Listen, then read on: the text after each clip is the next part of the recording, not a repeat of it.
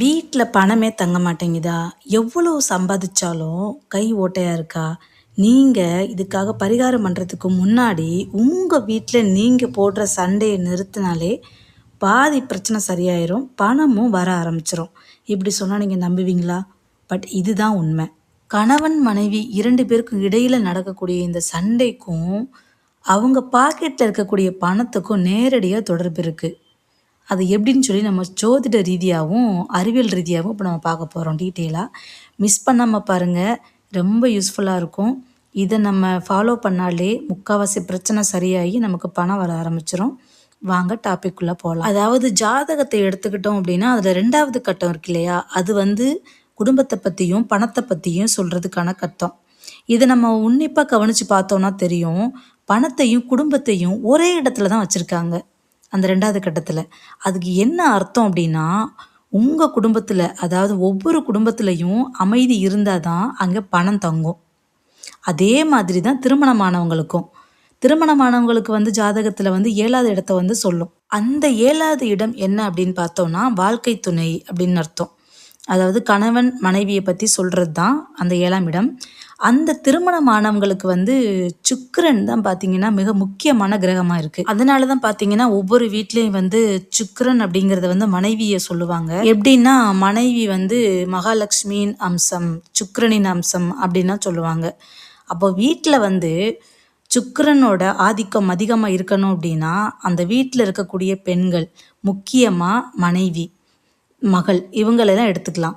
இவங்க வந்து எந்த அளவுக்கு சந்தோஷமாக இருக்காங்களோ கண்டிப்பாக அங்கே சுக்கிரன் வந்து ஆதிக்கம் அதிகமாக இருக்குன்னு அர்த்தம். அப்போது ஒவ்வொரு வீட்லேயும் வந்து மனைவி கிட்ட வந்து கணவன் சண்டை போடும்போது, இல்லை அவங்கள மனசு கஷ்டப்படுற மாதிரி நடத்தும்போது, அவங்களுடைய ஜாதகத்தில் இருக்கக்கூடிய சுக்கிரன் பார்த்திங்கன்னா பலமிழந்து போயிடுவார்.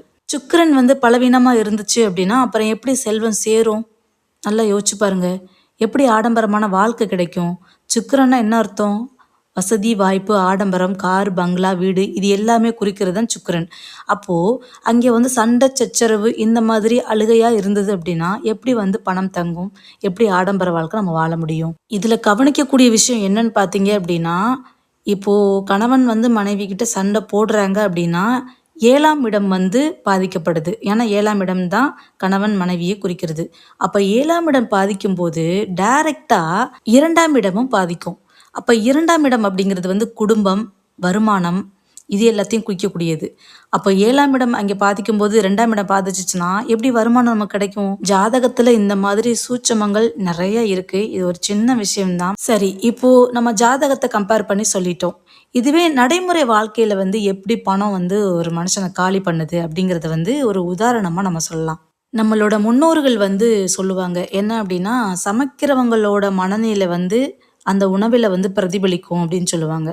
இன்னைக்கு பார்த்தீங்கன்னா பல வீட்டில் வந்து சமையலறையில் தான் பெரிய சண்டையே நடக்குது. அந்த நேரம் நம்ம சமைக்கும்போது, அதாவது அழுதுகிட்டோ இல்லை கோபத்தோடையோ நம்ம சமைச்சோம் அப்படின்னா எதிர்மறையான ஆற்றல், அதாவது நெகட்டிவ் எனர்ஜி வந்து பயங்கரமாக உணவில் சேர்ந்துரும். அந்த உணவை எடுத்து நம்ம பரிமாறும் போது அவங்களுக்கு, அதாவது கணவருக்கு வந்து பார்த்தீங்கன்னா, கணவருக்குன்னு இல்லை, குடும்பத்தில் இருக்கக்கூடிய எல்லா உறுப்பினர்களுக்குமே பார்த்தீங்கன்னா அதே கோபமும் எரிச்சலும் இருக்கும். ஏன்னா அது ஃபுல்லுமே எதிர்மறையான ஆற்றல் வந்து கலந்துருக்கிறதுனால.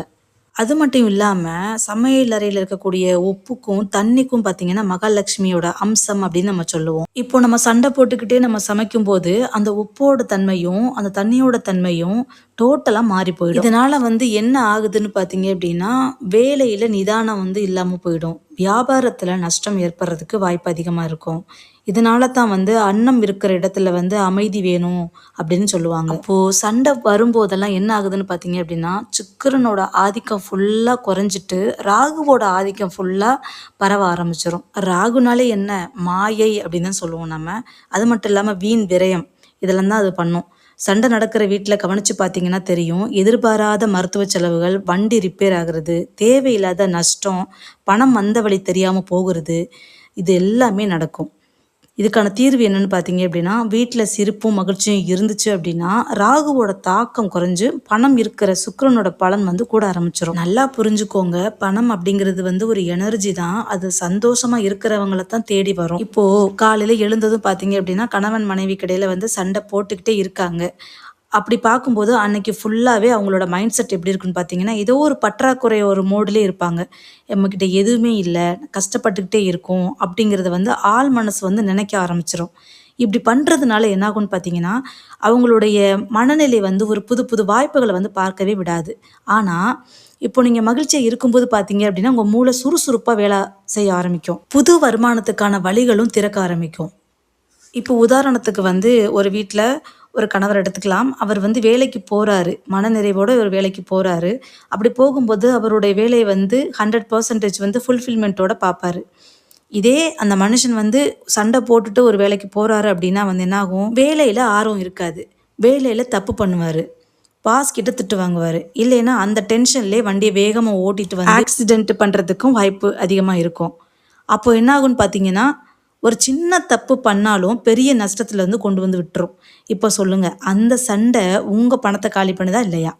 அப்போ இந்த மாதிரியான வரக்கூடிய சண்டைகள வந்து தவிர்த்துட்டு, எப்படி நம்ம குடும்பத்த வந்து மேல் நோக்கி கொண்டு போறது, வருமானத்த பெருக்குறது அப்படின்னா வந்து, இந்த சண்டை வர்ற சமயத்துல வந்து யாராவது ஒரு ஆள் வந்து மௌனமா இருந்துருங்க.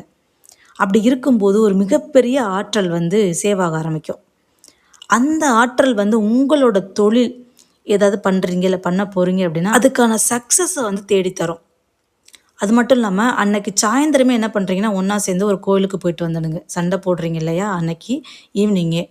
யாராவது ஒரு ஆள் இறங்கி பேசிடுங்க. முடிஞ்சதுன்னா, அன்னைக்கு ஈவினிங்கோ, இல்ல வந்து சண்டை முடிஞ்சதுக்கு அப்புறமாவோ, நீங்க குளிச்சுட்டு வந்துட்டு ஒரு அகல் விளக்குல வந்து விளக்கேத்தி வச்சுருங்க. இப்படி செய்யும்போது, வீட்ல இருக்கக்கூடிய எதிர்மறை ஆற்றல்கள் எல்லாமே விலகிடும். இந்த மாதிரிலாம் பண்ணும்போது என்ன ஆகும்னு பார்த்தீங்கன்னா, சண்டை குறைஞ்சு வீட்ல அமைதி வந்து நிலவ ஆரம்பிச்சுரும். விட்டு குடுத்து போனோம் அப்படின்னா வந்து கண்டிப்பா ஒரு நல்ல ஒரு வளர்ச்சிய வந்து பார்க்க முடியும். நீங்க உங்க வீட்ல சண்டைகள எப்படி சமாளிக்கிறீங்க அப்படிங்கிறத வந்து கமெண்ட் பண்ணுங்க. இந்த வீடியோ பிடிச்சிருந்தது அப்படின்னா லைக் பண்ணுங்க. உங்க ஃப்ரெண்ட்ஸுக்கும் ஷேர் பண்ணுங்க.